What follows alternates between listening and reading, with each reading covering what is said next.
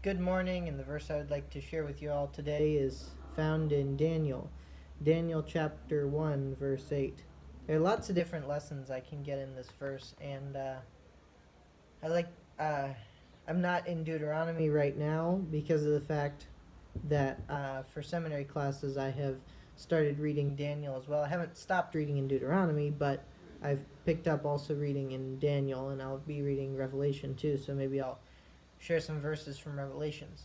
But anyway, Daniel chapter 1, verse 8. But Daniel purposed in his heart that he would not defile himself with the portion of the king's meat, nor with the wine which he drank. Therefore he requested of the prince of the eunuchs that he might not defile himself. Daniel here, many of y'all know, is a young man who was taken from Israel in the Babylonian captivity and is now in Babylon before the king, or in the king's house, with the king's eunuchs, which were men the king had selected solely for his service and specifically many times political uh, work and things like that. But anyway, Daniel had been chosen for this job and was now with his three friends, Shadrach, Meshach, and Abednego, in the king's house, in the king's house of the eunuchs. Anyway, the eunuchs were offered to eat the same kind of food that everyone in the king's house would eat, which was food that had been ceremoniously uh, presented to the false gods before being given to the people to eat, as sort of like a blessing for their food or something like that. However, Daniel did not want to have this. He had determined that he would not defile himself with that portion of the meat, because he chose not to defile his sanctity before God.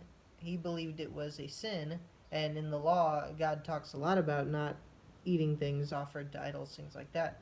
Daniel knew that it was a sin to eat things offered to idols, so he would not eat it. By the law of the Jews, he would not eat that meat. However, I think it's interesting. He also did not go belligerently to the king's man who was there, the prince of the eunuchs, and tell the prince of the eunuchs, "I cannot eat this in any way, shape, or form, and there's nothing you can do about it." He went very humbly to the prince of the eunuchs and requested that he might not defile himself, and offered another solution for that when the prince of the eunuchs was afraid of what might happen. I think there are two main lessons I can get out of this verse that I found were interesting.